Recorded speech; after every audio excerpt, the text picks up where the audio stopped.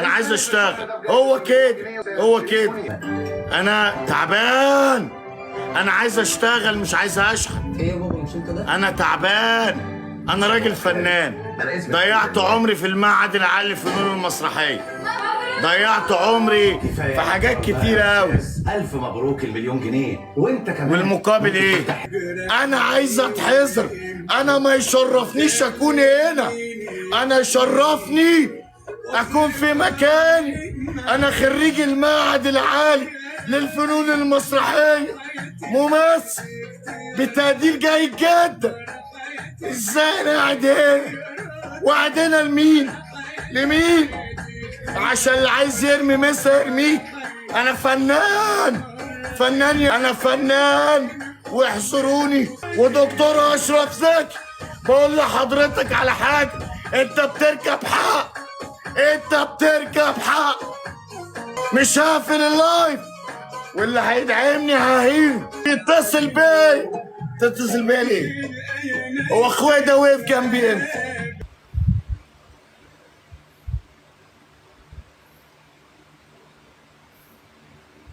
انا اتهنت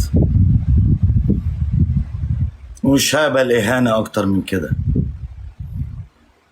مش ده مقامي ولا مكاني، واللي عاجبه عاجبه، مش عاجبه. انت في ايه يا عم؟ ما تصلي على النبي يا عم فادي، صلي على عليه النبي. انت الصلاة بتفضح والسلام. نفسك ليه؟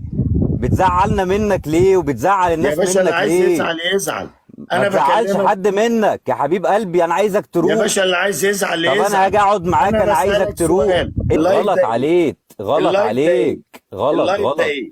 غلط اخره ايه وتمامه ايه يعني؟ غلط غلط غلط عليك، غلط عليك. حلو قوي. هو غلط عليا، مظبوط؟ مظبوط، هو غلط، تمام. ولما اتخرجت من المعهد العالي للفنون المسرحيه ده ما كانش غلط.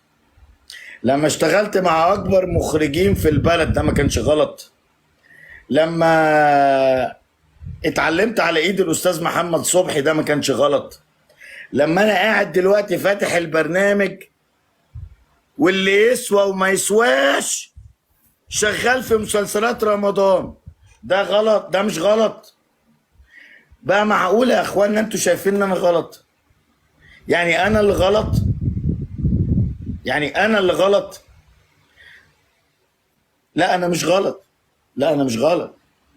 انا اتحدى اي ممثل، اتحدى اي ممثل يقف قصادي في مسلسل رمضان، وقسما بدين الله وشرف ابويا وامي لا اشتغلوا ببلاش،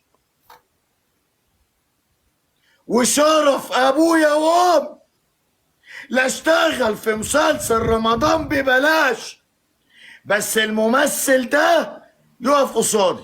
انت قبل ما تفتح اللايف تروح. كل الكومنتات كانت بتحزن عليا، بتحزن عليا، وانا كنت بقعد ابص لهم كده ومش عارف اقول لهم ايه.